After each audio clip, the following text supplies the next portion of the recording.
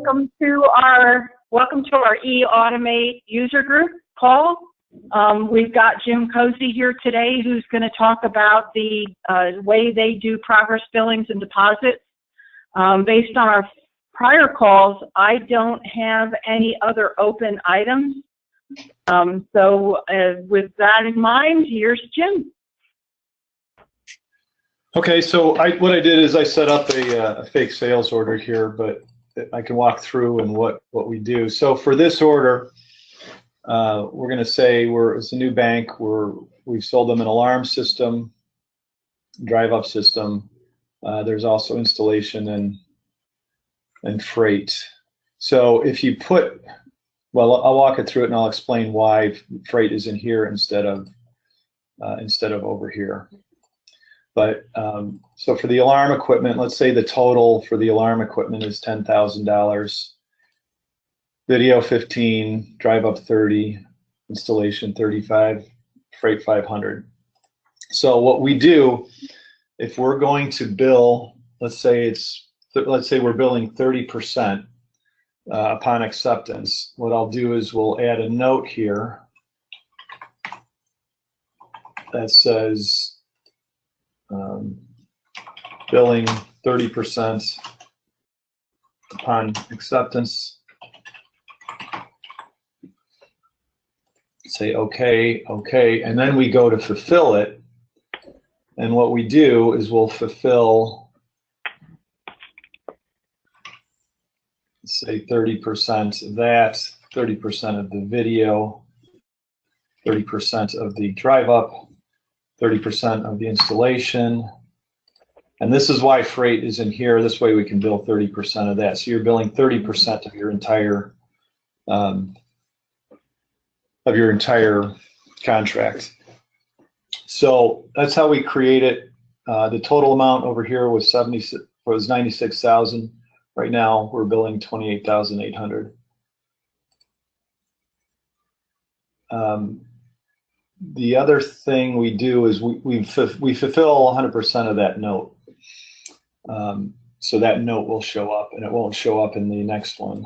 But let's look at. So this is what the invoice will look like.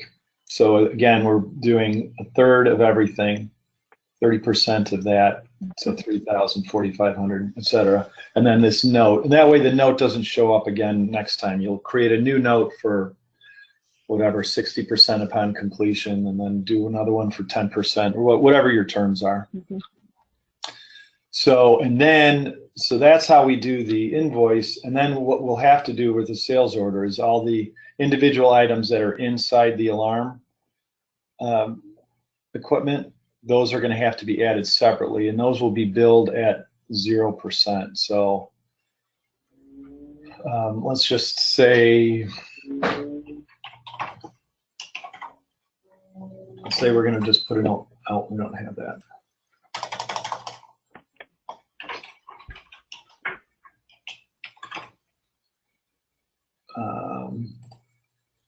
Let's just do an alarm control panel here. Well, basically what we'd do is we'd have to bill this out, set this up there as 0. Then when we go to invoice it, we're going to have to remove, where is it? So, this won't, I think it won't fulfill it because there's none in inventory. But basically what we do, as I showed you, you zero out the dollar amount. That way when you go to invoice it, there's no invoice being created to show up on your AR, but it does come out of your inventory. It gets relieved from your inventory, and the costs come out of your inventory. So that's how we do it. Pretty simple. Seems to work pretty well. Customers can follow it. Anybody have any questions?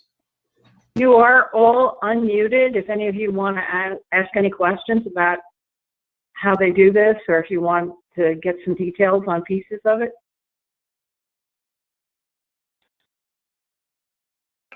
This is Tammy at Jeff Davis.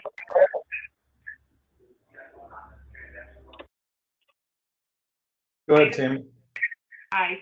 We're curious on your entering them as item numbers. Isn't that going to junk up your item numbers, or is it something you just go back and unactivate?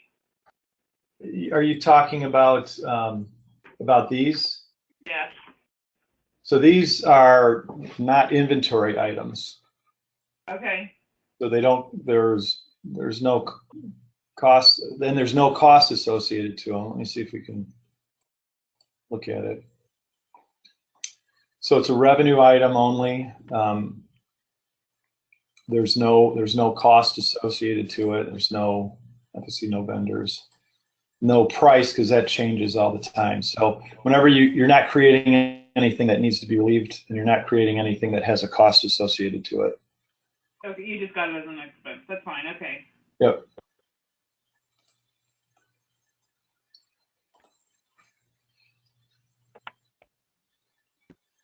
Any other questions? You could actually do a deposit the same way.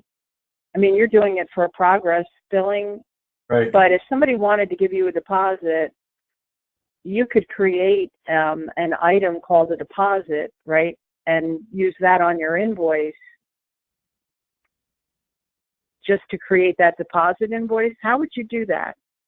I suppose you could. I would just do it the same way, where you're, because the deposit's going against something. It's going against the alarm, or it's going against the labor. So I would just do it the same way, so you don't have to create another step where you're going to be fulfilling these items again after you fulfill the deposit. Okay.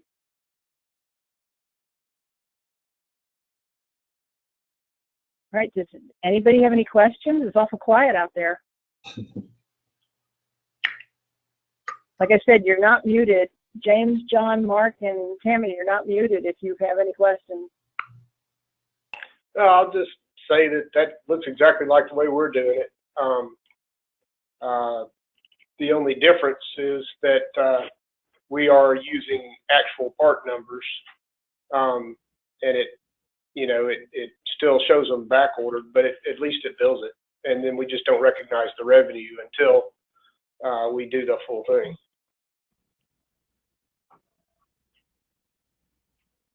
So is your invoice going to contain, for instance, the alarm control panel, 7 hold-up buttons, 4 motion detectors, 12 door contacts, et cetera, et cetera? Yeah, it's going to have all that. Okay. We were initially doing that, but the customers were, the invoices could get quite long and sometimes confusing to them, so we just kind of made it a little bit simpler. Well, I guess it's all, depending on how we do it. Typically, we kind of roll stuff up for some customers, but one of the things is if you got like an ATM and a VAT and all these other things, you want them to be separate, just so you can bill them in case one gets installed and the other one doesn't yet. Yeah. Yeah. That way, if you get half the job done, you can bill for half of it. Right. What about when we receive a deposit, but there's no invoices yet, and sometimes we don't know what that is, and somebody might be out? What's the best way to apply that to a customer? That is like on the balance sheet. It shows up as a unapplied payment because there's nothing accounting wise to apply that to. Right. And so your accountant has to keep that until things actually get installed and then timed together. Okay. I was just hoping somebody had a better way than we were doing it. Yeah, I was hoping so too, but that's kind of the way it is.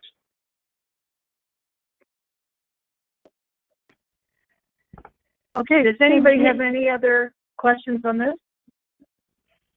Yeah, so hi BJ, this is Brigitta. So Jim, I've just got a question. So I can see on this sales order, so this is for your progressive billing. So when you actually need to allocate out the actual items from inventory, are you doing a separate sales order? No, it'll go on the same sales order. Like this is an item, say this is an item that's part order, the alarms. It'll go on a separate sales order, and then when we go to, we will fulfill all, so it'll be listed, all the different items will be listed here. We usually put those on at the end, especially because sometimes there will be changes, additions, deletions. So those will go on the end when we're ready to final bill the job, and then we will create, it'll go on the same sales order, but we'll create a separate sales invoice, but we'll zero out all the prices. So there's no actual, there will be an invoice created, but it'll be a $0 invoice. So you don't send it to the customer, it doesn't show up on the receivables. Okay, so if you're building basically those items towards the end when the job's been completed, what are your people who are actually doing like the installation? How are they managing to know what items they need and where to get them from? Well, they have an equipment list. The installation manager puts together the equipment list. It has all the items that were ordered on it, and then they will, you know, if something that's on that list doesn't get added, it'll get crossed out and put down below is where we have a list of items ordered but not installed. Okay, is that list created outside of the eAutomate system? Is it a manual like Excel or something? It is, yes, exactly. It's in Excel. All right.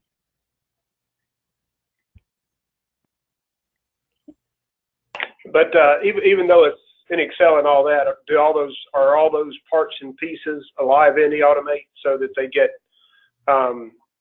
associated as a kit to that total? You know, we don't have anything set up as kits, but they are actual items. So when they get entered onto here, that's when they'll come out of the inventory. Got it. Yeah, we do several kit things which work out fairly well. That, you know, if you have like some things that always go together, then it's like, you know, if you have a cleaning kit and you've got 8 different pieces that are in inventory, you let all of those flow to that kit. Okay. And then you build that kit and it takes all the rest of the stuff out. Yeah, that makes sense. It'd make it easier. Well, we just started on Digital Quote Manager, and I think there's a way to, when you build the order in DQM, I believe, Brigada, is there a way that gets transferred into your sales, either sales quote or sales order? Yeah, so when you submit the order or the quote from DQM, it goes into eAutomate directly as an open sales order.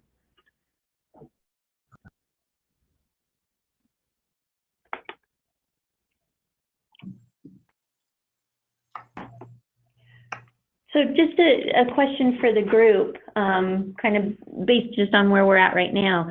So, you know, if you're looking at, you know, oh gosh, it would be great if eAutomate did this. What are ways that you would like to be able to simplify, especially trying to eliminate the need to manage pieces of this process outside of the eAutomate system?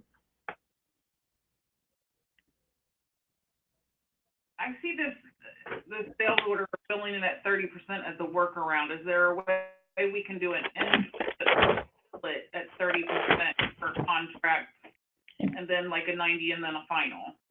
Okay. And it's not a monthly contract. It's a one-time job. Okay. So something similar, I think it was 16.1 where we did kind of payment schedules on the AP side, kind of do the reverse of that on the AR side, but be able to select where you can say, based on this order and this amount, be able to have a milestone or progressive billing component. Correct. Okay.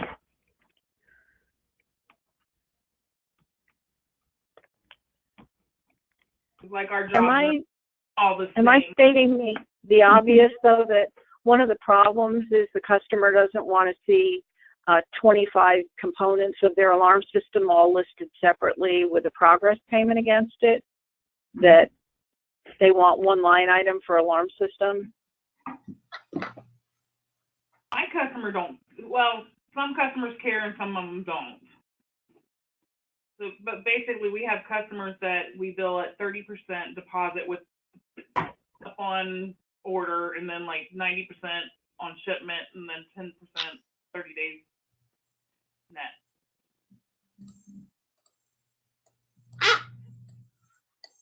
Okay. And then, Tammy, I think you had mentioned that you were looking to see if there was a better way when we were talking about when that customer, when you bill them for that deposit and they pay for it, you don't have an invoice in the system to be able to apply that to. So right now it's going on unapplied. Right. What are ways that would simplify things for you within the system to handle that better? I mean, to be able to bill one invoice in different time frames. Okay. Yeah, one of the things I think we have to do though is follow, proper accounting rules, because nothing's been delivered, so you can't really call it delivered because nothing's been shipped. Right. Well, that's what I'm saying. I needed something to say deposit. Yeah. And not just a note. Okay. Okay.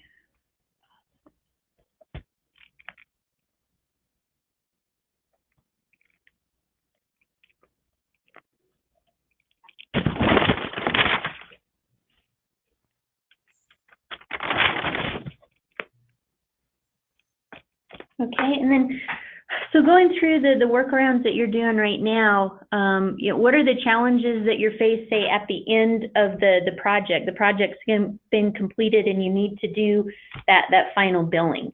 Is it hard to gather all the information between the deposit and between the adding the items to the sales order and managing the list from outside of eAutomate to make sure everything makes it onto the sales order?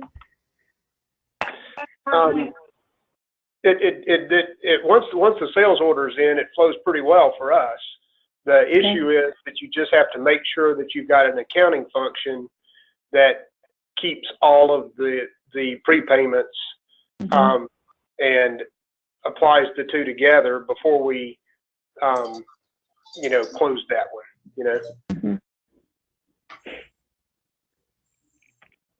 In almost every case, we're paying our suppliers 30% down, and 70% when it's installed too. So it's all we've got to kind of run our payables and our receivables all in one, together. Yep. And then at the end, so when that project's completed and you do that final invoice, then you're considering that if the deposit or the progressive billing at that point then becomes earned revenue? Yes. Okay. So if you were just to pull up that open order in eAutomate, what you would see is a total amount and then a bill amount, which would be your progress billing, but fulfilled at 0, shipped to 0, picked to 0. And so that's it doesn't fulfill until you actually do the final billing. Right. Okay.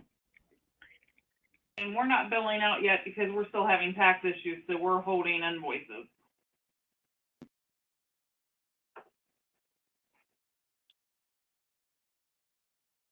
Okay. So I know that Avalara has a tax bolt-in for eAutomate, but we use BigCommerce for our credit card stuff, and Avalara has got a free system in there where you can go in and just do a fake invoice, and it figures your tax for you. Well, no, that's not our problem. Is the system won't not charge tax to our customers that aren't supposed to be taxed. Ah, gotcha. Yeah, and we're whenever somebody's like a credit union, we're able to set them up as non-taxable, or resale, we're able to set them up as non-taxable. I don't know what the issue would be there. Yeah, I have no idea. We're working with ECI and Avalara now. Okay. Oh, so Tammy, I didn't catch at the beginning. You're with EF Davis? Yeah, Davis Sales and Service. Okay, got it.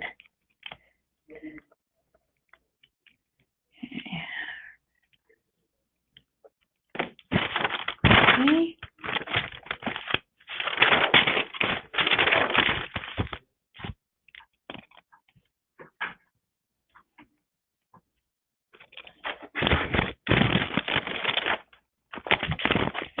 All right.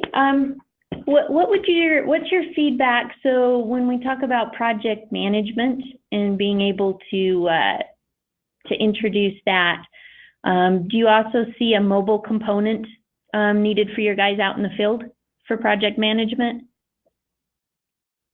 Davis does not. Okay. Anybody else?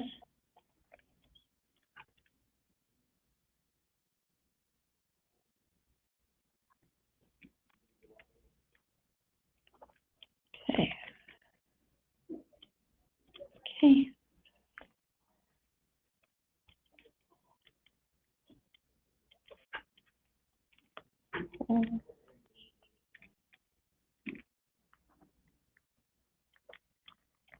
Okay.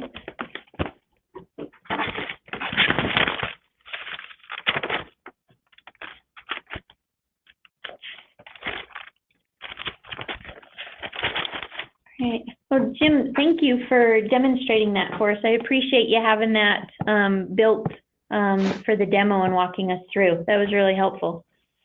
Oh, no problem. Can we stop for a second? You showed us how to do the 3%. I guess you just do with the 0.7 to finish it out. Right. Okay.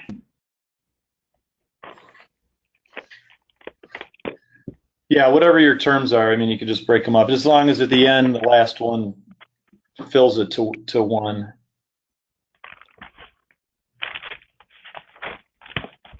And we always put that note on there, you know, for each progress billing, just so they understand what it is. Right. Yeah. We usually put it in the remarks and it shows up there as well, but that, you know, just print it bold. Yeah, we use the remarks. Yeah. Okay. Which we would like the remarks field sometimes to be bigger if we could. Okay. If you want to be able to expand that to add longer.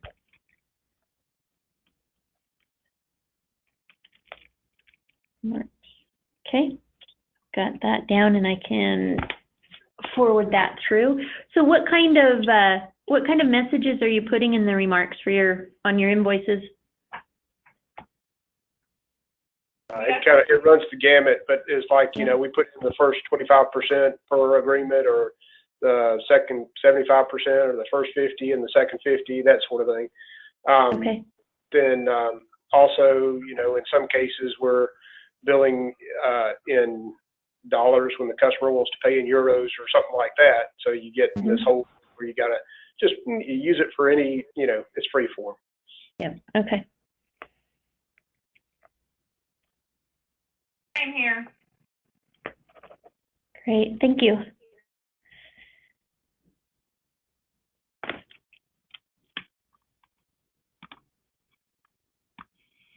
And I want to thank everybody for everything they've done this morning. This is James. I apologize, but I've got to get to another call here, so I'm going to log off now. Okay. All right. All right. Thank you.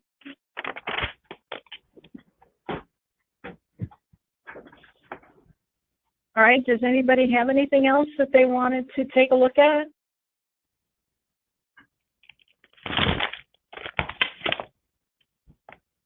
Okay. I guess our next action item, Brigitte, is just on some of the things that you've escalated and done enhancement requests. That we'll kind of wait on you if any of those come back to you or you have updates on any of them. Just let me know and we'll schedule another session. Does that sound like a plan? Yeah, that sounds great, BJ. Thank you. Okay. We did record this today, and I will put it up on the FSPA website. And I'm just going to, I'm going to actually label it, you know, deposit and progress payments in eAutomate. I should get it up there this afternoon so that you can refer back to it if any of you want to. Great, Great, thank you. thank you. That'll be helpful. All right. Well, I guess everybody, we're done. And thank you very much for your time today. Thank you, Brigada and Jim. Really, that was just great. So thanks for making that clear and helping everybody. Oh, no problem. Thank you. All right, thanks everyone. Thank you. Bye.